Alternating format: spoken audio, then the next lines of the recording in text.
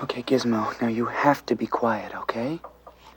Because if you're not quiet, I can't remember my line. Once again. Sound alarm.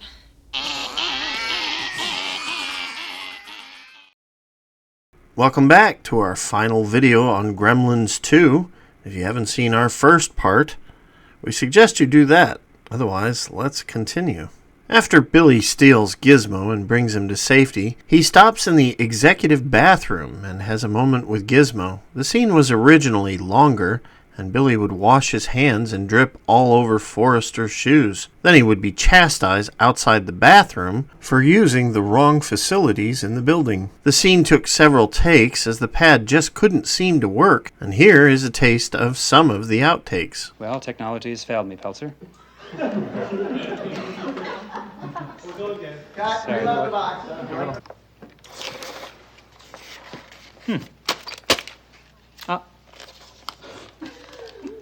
well, it's hard.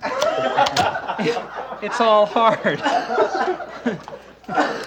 John Astin played the janitor in Gremlins 2, and he is easily recognizable thanks to his Gomez role in the Addams Family. If you pay close attention, you will notice that when Gizmo sees the janitor, he says, Gomez, thus directly paying homage to the actor's role. Don't forget, oh wonderful audience, that John Astin is the father of none other than Sean Astin himself, who saved Middle-earth. The entire infestation of the Gremlins is completely Gizmo's fault in this movie. Had his curiosity not got the best of him, the movie wouldn't have occurred. Thus, this shows Billy's growth and responsibility from the first film because he had the right idea for Gizmo to stay put so he could ward away Marla from discovering the Mogwai. Let me see. Come on. You know, maybe tonight would be the best. When the new Gremlins are born, there are definite personalities to each of them, and it's quite different from the first film. With more money and more freedom to be creative, I actually like this idea more than the first. However, I don't think it actually clashes with the first one in any way. In the first movie, Stripe is very different, and the other Gremlins all look different despite having no identities. In the bar scene, there were many different personalities shown in the first movie, so I don't see any continuity clashing here. The new Gremlins are Daffy, George, and his dumb pal Lenny, as in Of Mice and Men's Lenny and George. Some pigs. We're gonna have maybe a chicken. Down the flat, we'll have a little field. Get the alfalfa for the rabbit. And Mohawk, who leads the group. There was a deleted scene to show how the new Gremlins got in the elevator by hitching a ride on the maintenance cart, but the puppetry was considered disappointing, so they cut it. There was a concept when Kate arrived to Billy's office to have Forrester snooping around Billy's area to find a reason to terminate him, but he would leave and then Kate would search for Gizmo behind him. This idea being removed was good because it would be hard to believe no one in the office could miss Daffy and his loud noises. This concept was explored in the novel, though. When Kate gets Daffy, he is on top of a building with planes about his head. Does this make you think of King Kong? Because that was their intention. When Billy and Marla arrive at the Canadian restaurant, there was extended footage where Marla was laying out plans to change Billy's appearance to make him more power-worthy to help her career, and she was making plans for the weekend. The right jacket can do that. And a haircut. Well, I was going to get a little bit taken off. I'll do it this weekend. Marla is really a zany character. She comes off as hyper, and she tries to be sophisticated. She is not sophisticated, though, as she is drinking Jolt Cola in a wine glass, which obviously fuels some of her hyper nature. If you remember Jolt Cola like me, that says something about your age. Daffy is quick to break the blender in the kitchen, ensuring he won't die that way like the first film. If you look next to him, you can see Rand Peltzer's orange machine is there as well from the first movie. When Billy bags Daffy up, the novel mentions a conversation between Kate and Billy where he states that he can start to understand the Mogwai but still feels he's not ready for the responsibility of caring for them. After that moment, the Futermans would ring the doorbell. There were a lot of alternate takes with the Futermans in Billy and Kate's apartment. Some had extended dialogue where Mr. Futerman talked about his old Air Squadron reunion. Another had Mr. Futerman noticing the lipstick on Billy's face, and they felt odd for interrupting Billy and Kate's romantic moments. But then Billy stated it was his boss's lipstick on his face. This? Oh, no, this is just for my boss. Well, I did some stuff that she liked. No, I mean some work. You know. The main problem these scenes didn't end up in the film were because Zach and Phoebe could not stop laughing, so the scene was cut down extensively. One thing I never understood was that the Futermans spent 32 hours on a Greyhound getting to Kate and Billy's. We wanted to call you, but we had to get on a Greyhound. 32 hours. Now, the fictional town of Kingston Falls is supposed to be in Pennsylvania, so having a Greyhound take 32 hours to get to New York City is a bit excessive. But there are many things that could be said to explain such a long trip. Now, there are some theorists out there who state the world has suffered a major apocalypse before this movie takes place, and that is one of the reasons why Mr. Futerman would later say at the end of the movie that New York was going to fall for the third time. These guys get out there in the rain. The city's going under for the third time. These theories are interesting to check out, and you can believe what you will. For this film, I'm just going to not take it too seriously and keep moving on. And your dad's gonna write you. He's got some new inventions he's working on. A reversible toilet paper or something. I'm not sure. What kind of invention is that? Yuck. The security guard is played by Rick Dukeman, who you should remember from The Burbs. If you haven't seen The Burbs, you should see it, especially if you're a fan of Joe Dante. I will do a video on it someday, guaranteed. I think it's one of his best films, with Inner Space a close second. The yummy yogurt stand was Dante's way of mocking the budding health food obsession in America. Everyone stated that yogurt was healthy, and yet everyone in these scenes are covering their yogurt with additions that are not healthy, like candy, and asking pompous questions about being all natural. Yeah. Oh, wait. Are the peanut butter cups all natural? Sure, Reese cups are healthy in the end to put on yogurt. Makes sense to me. Composer Jerry Goldsmith and his wife, to the left of him, are customers who react to the alarms of rats. What's going on here? Did she say they're rats? If you look at the flashlights closely, you will see that they are shaped like the tour guide hats, which resemble the Clamp Tower. The film did predict the cable channel boom, as in 1990, there were not a million channels. The idea of a cooking channel seemed silly, but would later exist. We still haven't seen the archery channel, or the safety channel, complete with a guy in crutches and wraps. Originally, during the Marge encounter, eggs would be flipped onto her face, but it was cut. The kitchen scenes brings us to new fan theories. There are theories out there that the Gremlins have inherited memories, which I have a very hard time subscribing to. Many state that George destroys the microwave, or Daffy destroys the blender, because they remember the events of the first film in detail, and perhaps even earlier events before that film. Others state that the theory isn't true and that Dante is just making jokes referencing the first film. A more simple take is that Gremlins 2 is just a Looney Tunes cartoon, and everything in the movie is just for fun, so don't take it too seriously, or analyze it. Well, as you can tell by now, if you followed my channel, I am stubborn, so I like to analyze my movies for depth, but as far as I'm concerned, you can take this theory any way you want to. Although I do see this movie as something very analogous to a Looney Tunes cartoon, I find it fun pondering which of these theories may be true, if either, so I can take it either way. Give your take in the comments below. During the kitchen scene, Phoebe and Getty Watanabe, who plays Mr. Katsuji, had an outtake moment where he just couldn't control his cameras. Are you kidding me? When we go to Clamp's office, you can see it so high it's above the clouds. You can hear an airplane flying past the building so close to the building.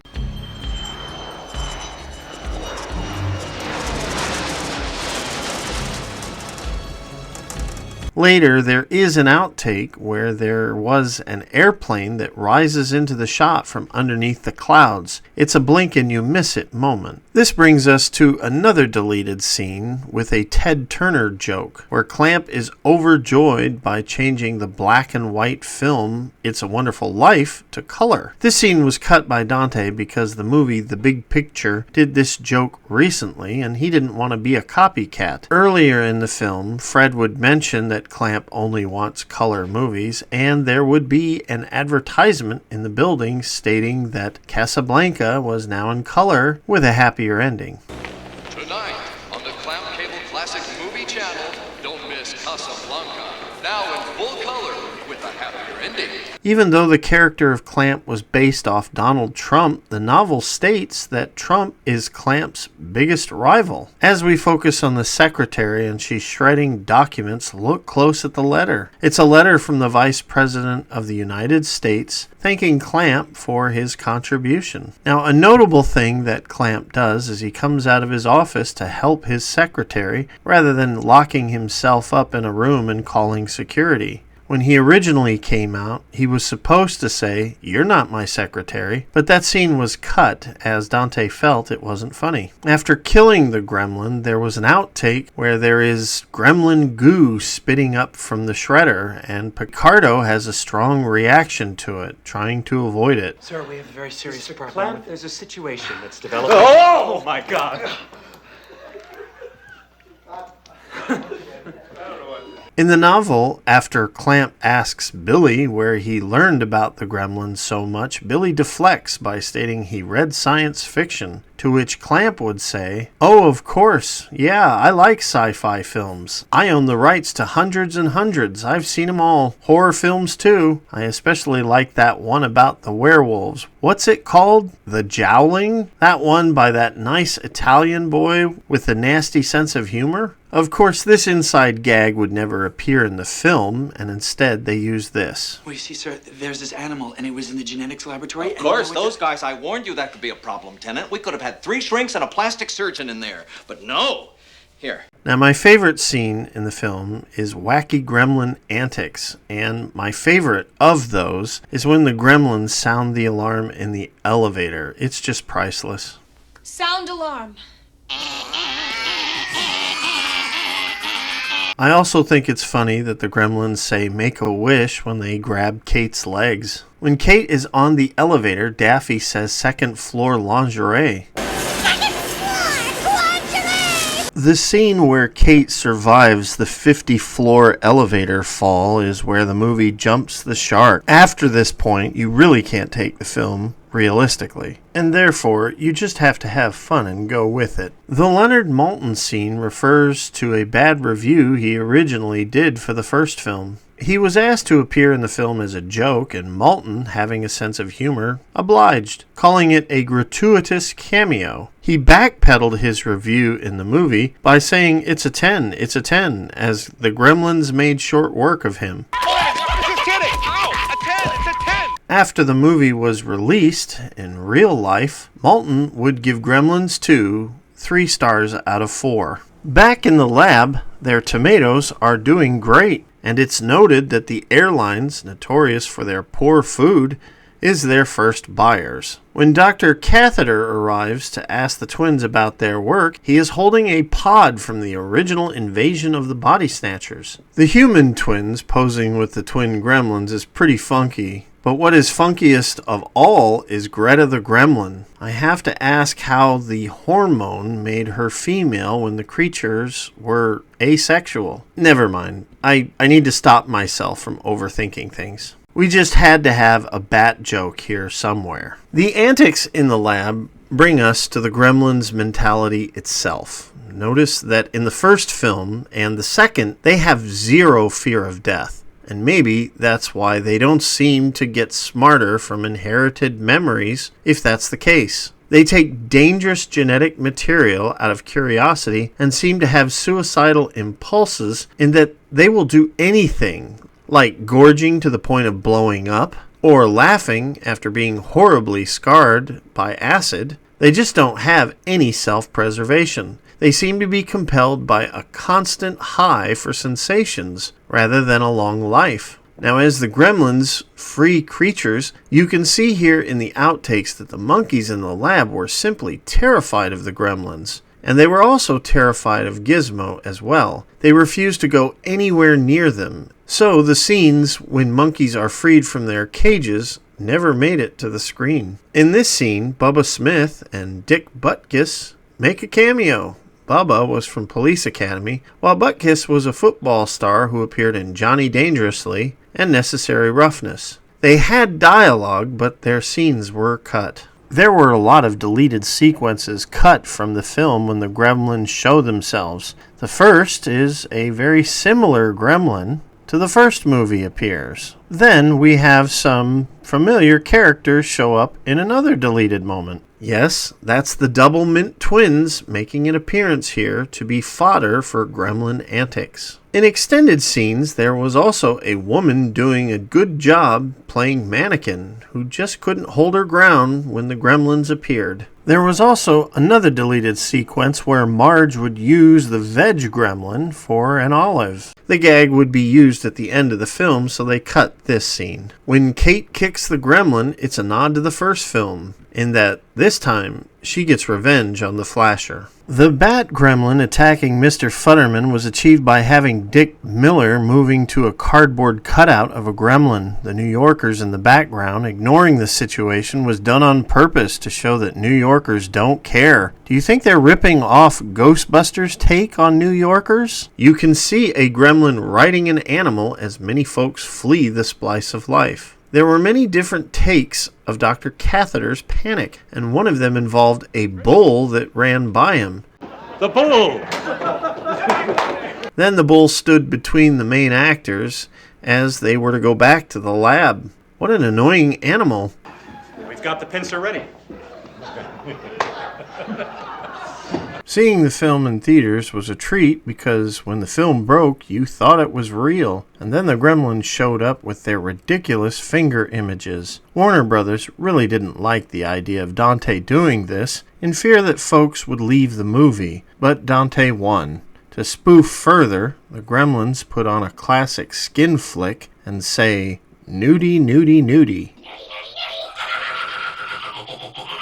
Another nice nod in the film was Belinda Belasky, who was Mrs. Harris in the first film. She would begin to appear in deleted footage and continue to break the fourth wall in the finished film by being an angry mother disappointed in Gremlins, which is a tale Joe Dante told often about his theater experiences in 1985, where he got grief from a mother who thought it was too violent. The irony of this story was that the child in question ran away from her mother and snuck back in the theater to watch the rest of the movie. Back to the movie, the wall continues to break as the projectionist comes down, stating that the Gremlins only want to watch Snow White and the Seven Dwarfs, thus referring again to the first film. It is then that Hulk Hogan is spastic all over the movie theater screen. It was a great joke for a theatrical experience back in the day. Today, it's lost a bit on physical media, but they did try to circumvent this by making a VHS version where John Wayne blasts unruly gremlins for being in his movie. The scene is not as good as the Hulk Hogan version, and the Duke's voice was a bit off. Before the John Wayne version was used for the VHS copy, there was another sequence that was going to be used. This one played out the same with static and finger puppets, but then Bugs Bunny would speak to the viewers by saying, "Say, do you think that... Hey, could that have been a... gremlin?" This was clearly a spoof of the original cartoon depicting Gremlins by Chuck Jones. What's really neat about the novel version is that it also has a breaking the fourth wall moment when the writer of the book is tied up in his bathroom while the brain gremlin takes a moment to talk to the readers about the movie and the gremlin's intentions. This ends quickly when the writer begins using an axe on the bathroom door like The Shining, and then the brain gremlin flees back to its film. It's a really nice touch and very unique. When the TV turns on in the control room, Fred gets the idea of doing the news.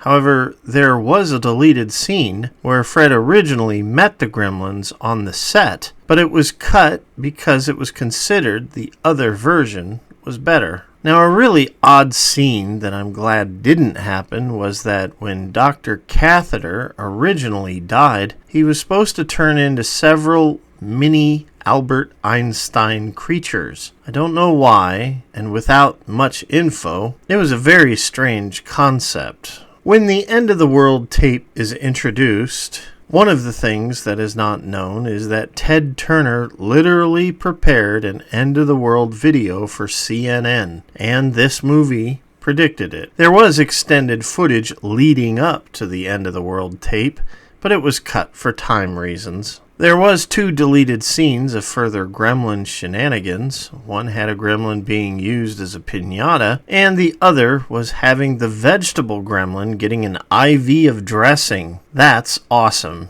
When Billy is victim to Daffy, the Gremlin says, "Is it safe?" Is it safe? Now, if you look closely at the wall here, you can see Vector Scope Labs, which refers to the labs used in inner space. The Lincoln's birthday gag was another joke teasing the first film. However, if you listen to her tale, it actually sounds very disturbing, and I'm kind of glad she didn't finish it. This man with this Honey, beard and a hat looked just like Abe Lincoln. Honey, I really don't Except think for we've the got time for raincoat. this now, you know?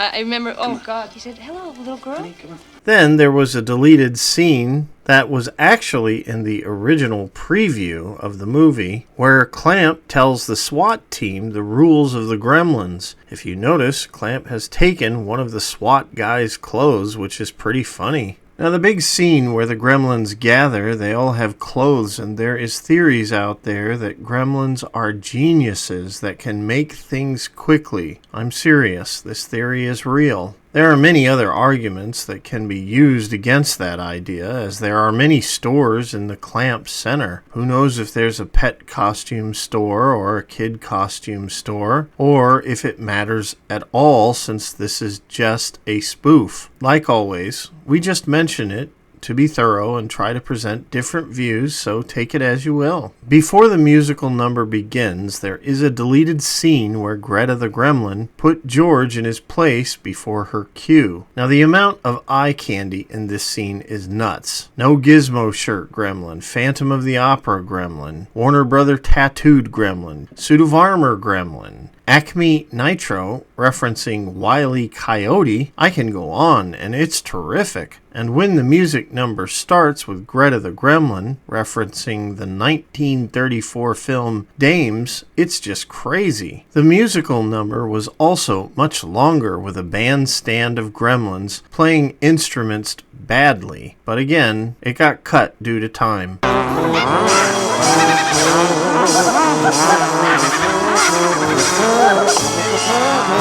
For the big tarp in the movie, a deleted scene actually explains where it came from. Clamp states, A Broadway musical I was backing. That closed last week. You know, the one about Stalin. Oh, yeah, I saw that. For me, my second favorite moment in this movie is when the Gremlins are being hosed down. I burst out laughing every time I see the Gremlin singing in the bathtub. After Kate gets Gizmo a box and is about to work on the phone, there was an extended scene where Kate gave Marla Gizmo, telling her to make sure she didn't get him wet. Marla would say, "Does it bite?" To which Gizmo would sound offense. I could find no footage of this scene, though. As the Gremlins are dying, there was tons of footage cut, the majority of which was just more gruesome melting moments. There was another gag during the Gremlins' death, where Dante purposely put in the Rosebud sled from Citizen Kane as the Gremlins died. In further deleted scenes, the death of the 3 main Gremlins would occur. There was also more footage of Grandpa Fred covering everything. The witch Gremlin melting and saying, "I'm melting, what a world," should be obvious as to which movie it's spoofing.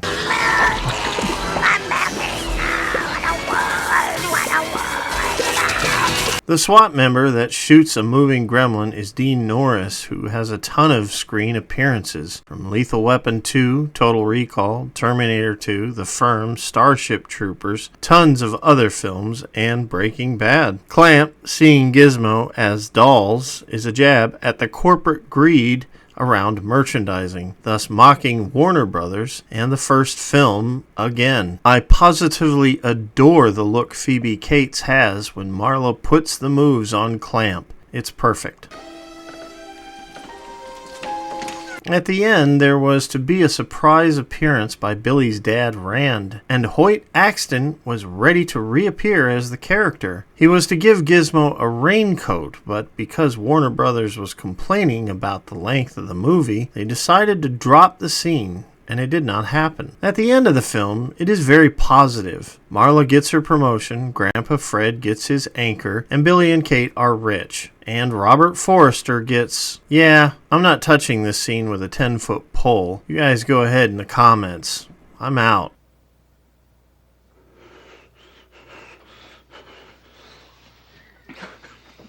It was too stupid even for me. Gremlins 2 is just insane, and as a person who is really passionate about film, there are times where you have to govern yourself from your passions and expectations when appropriate. I love the first Gremlins, especially its tone, which had a dark Steven Spielberg vibe. When I saw Gremlins 2, at first I was a bit surprised by how different it was, but I accepted the premise because Gremlins is, after all, about some wacky creatures doing wacky things, so it is not a far reach to see them go unhinged in a new funny environment. In my Alien Resurrections videos, I noted that the comedic tone did not match the Alien series history, and I stand by that 1000%, even after a silly commentator stated this: "You say you understand the movie, and yet you don't. The movie is not to be taken seriously. That's the whole point."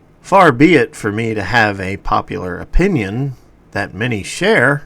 To such a commentator, I would point to Gremlins 2. This is a movie where wacky humor is not far removed from the premise of its first film. However, in an Alien film, such humor does not match its predecessors, and it's totally inappropriate. As for Gremlins 2, it is. For me, Gremlin 2 works, but which one I watch more depends on my mood. If I feel really wacky, this is the one that I like more. And yet, if I feel like a good 80s Spielbergian film, the first one is my favorite. Dante would go on to say that the studio wanted another Batman success, and Dante expertly described his take on Gremlins 2 as a follow-up to the Batman success. And it was very flattering, but one night I woke up and I said to myself, I don't believe in Batman. I'm doing this movie because I like the Joker. And I think that if you really feel that something is for you and you can really relate to it and put your personality in it, then it's worth doing. But if you have to fake it, then it's not going to be a good movie. They're not going to like you. They're not going to be happy with you. They're not going to be happy with the movie. You're not going to be happy with yourself. This also touches to the point of subversion of the audience. Gremlins 2 did subvert expectations, and it did it right. It mocked the first film, but at the same time held true to the personality of the Gremlins and the characters, which is something new movies cannot do right at all, because the filmmakers making such things seem to have a hateful approach to their audiences. This is proper subversion, and should be the film used as an example of how to do that, and not this film. In later days, a specific sketch was made to spoof the making of Gremlins 2 during an August 26, 2015 show. The sketch was from the Key and Peele show, and in the Season 5, Episode 8 skit called Hollywood Sequel Doctor, there was a pitch meeting for the upcoming Gremlins 2 movie, in which the craziest ideas are proposed by the writers, and at the end of the episode, it states, all of that is in the actual movie. Child, you have the brain of a child. You do not have a high IQ, but you haphazardly came up with a gremlin that's just made out of bolts that is zigzagging all over the room. The sketch is hilarious, and if you haven't seen it, and you are a fan of this movie, you should check it out. It's easily found on YouTube. Dante said this about the sketch after I saw it, that it's completely accurate. It's exactly the way it happened. After Gremlins 2, the animated television show Warner Brothers was working on for the film was quickly cut, and for some time the franchise languished. For years, Gremlin 3 was a constant rumor, but the real movement on Gremlins 3 didn't happen until about 2017. After his success with Harry Potter, Chris Columbus mentioned he was ready to work on Gremlins again. Here's what Zach Galligan said about it. I think what they did was they took a look at the Gremlins 3 script, and they did what's immediately what they would do, which is market research, which is like, how much awareness is there of the Gremlins franchise after 30 to 35 years? Yeah. And I think they found that there was a very high awareness in people over, let's just say, 20. And under 20 was very low awareness. So their solution to that problem, and it's a very, very clever solution, people have done it a lot, is an animated series in which they explain the Gremlins mythology to a generation that essentially has missed it. Secrets of the Mogwai was released on May 23, 2023, and was a 10-part series that spanned till June 22, 2023. The series was nominated for some awards and was generally favorable to audiences. And if you're a Gremlins fan, it has some very interesting concepts in it. The series seemed under the radar because the marketing didn't grab my attention. I didn't even know it came out until a few months ago, and I've had HBO Max for years. I can't say whether it was a smash success or not. There are talks of a second season, but as for a live-action film, your guess is as good as anyone's. I guess we'll just have to wait and see if Gizmo returns. And with that, we have come to the end of another video. Next up is 1987's Predator, and I'm not talking about this Predator. I'm talking about this one. We'll see you next Friday. If you like what you see here, click like and subscribe. Use super thanks. It helps.